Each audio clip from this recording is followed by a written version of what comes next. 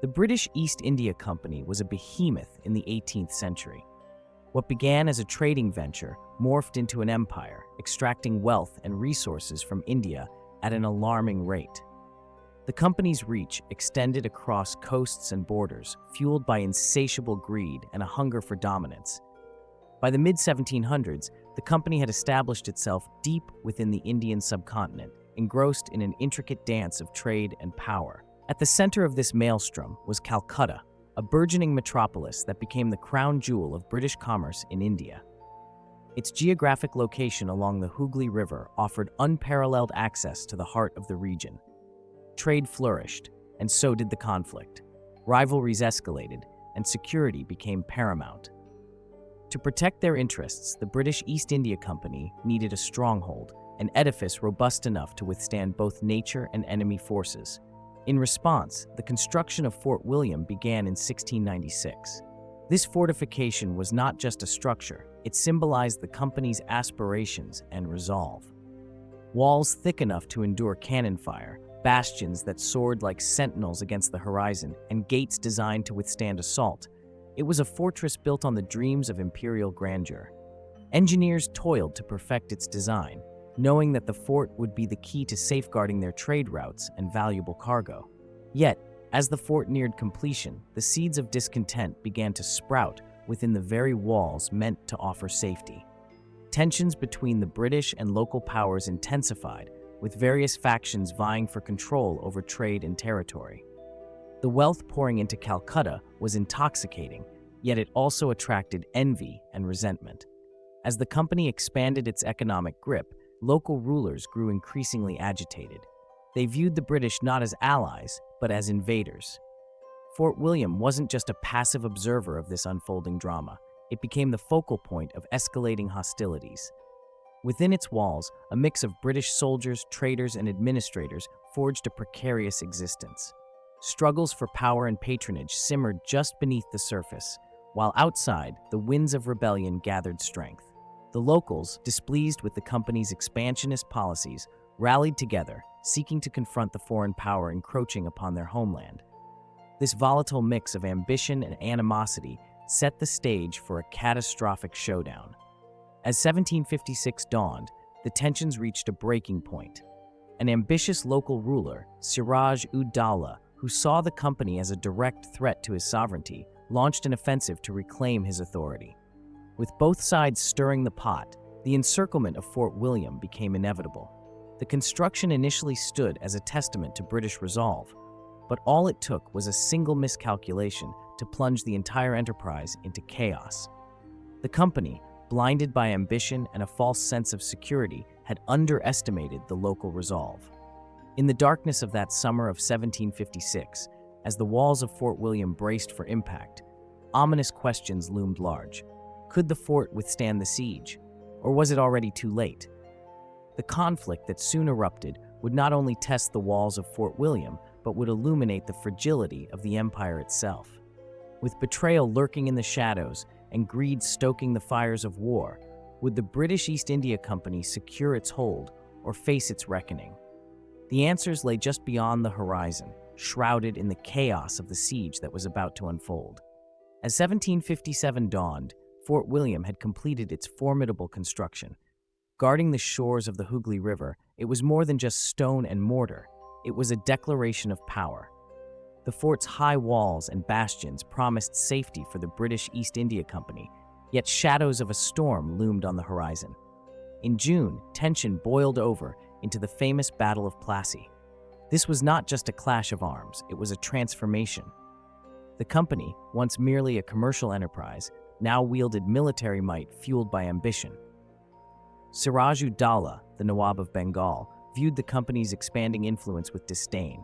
He gathered local forces, brimming with resentment toward British encroachment. The battle had begun, and Fort William became the puppet strings drawn tight above the conflict. While the battle raged, Fort William played a crucial role in the company's defense strategy. It was a sanctuary for those loyal to the British cause.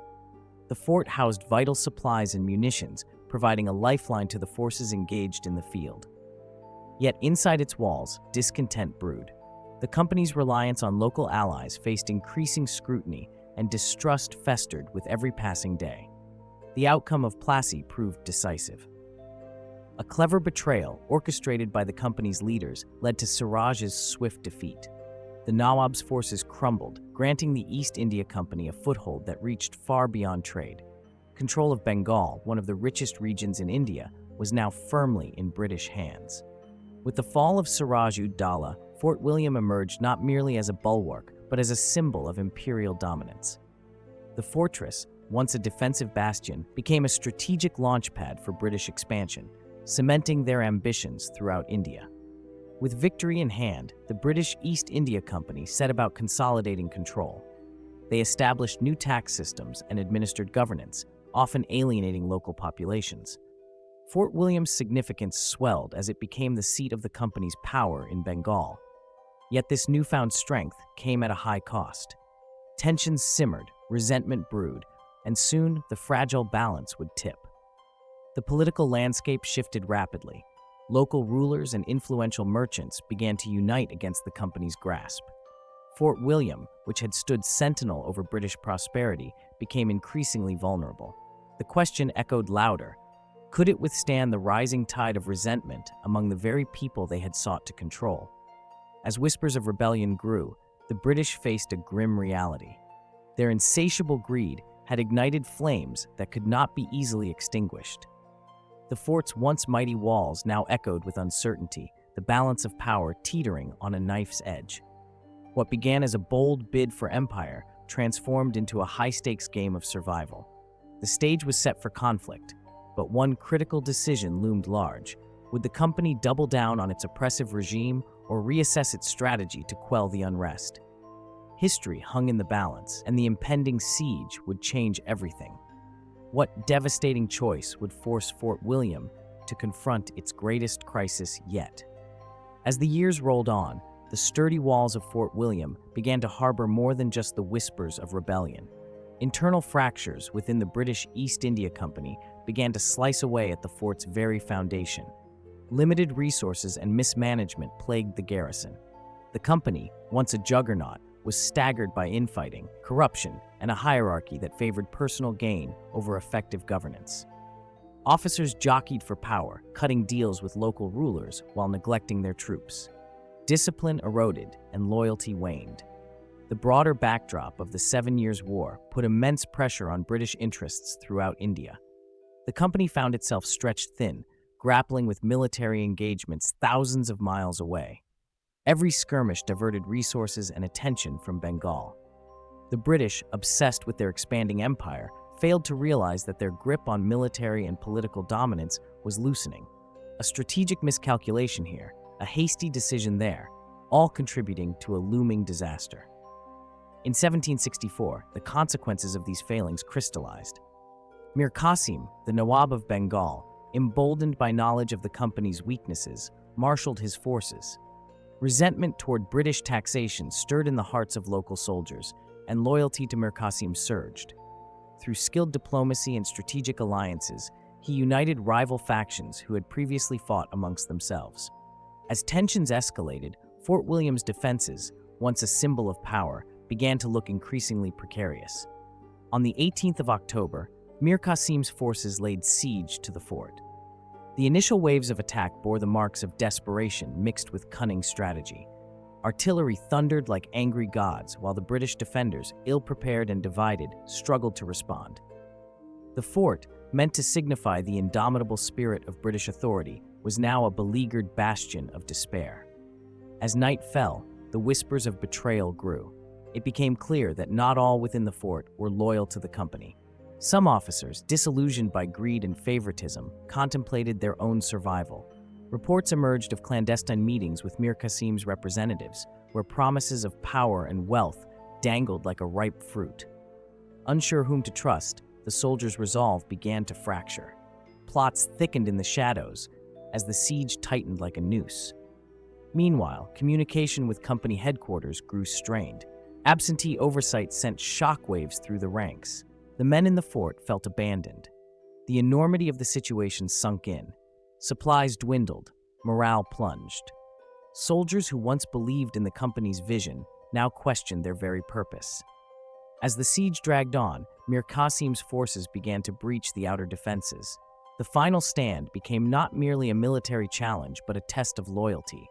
Would the British soldiers hold firm against their assailants or turn on one another in a bid for survival? What would collapse first, the fortifications or the very ideals that had brought them to this point? Then came the fateful escalation.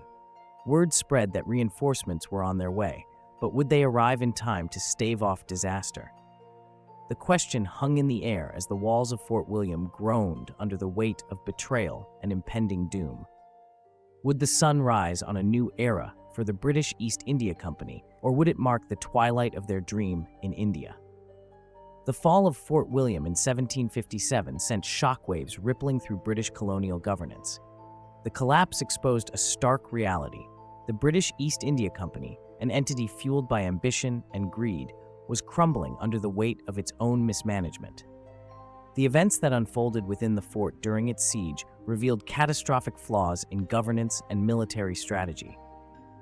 British officials, emboldened by earlier successes, had allowed a culture of complacency to flourish. The company's focus on profit eclipsed their military obligations. Discipline declined, and corruption seeped into every level of command.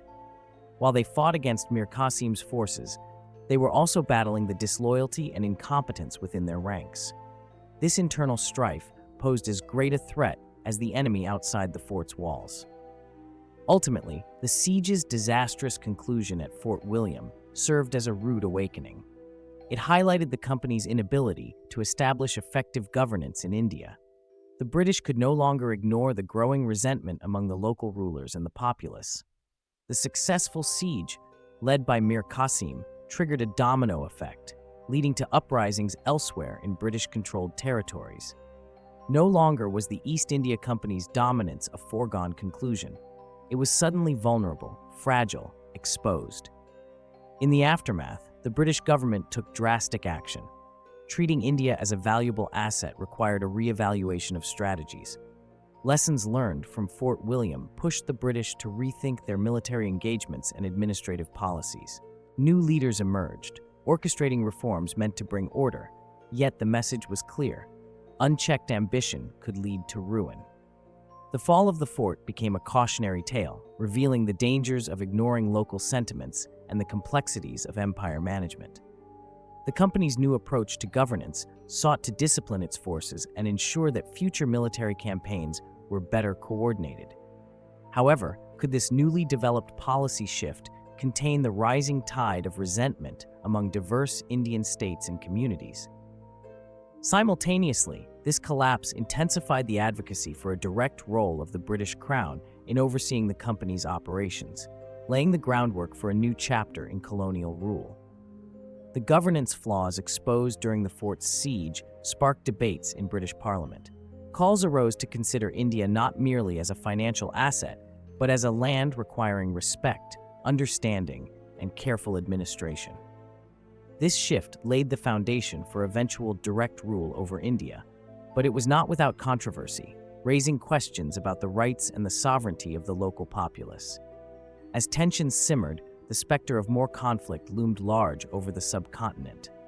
The regional leaders, emboldened by the company's setbacks, began to forge new alliances against British authority. But the biggest question remained: could the British rectify their approach in time to maintain control, or would India's diverse resistance movements usher in an era of unprecedented upheaval?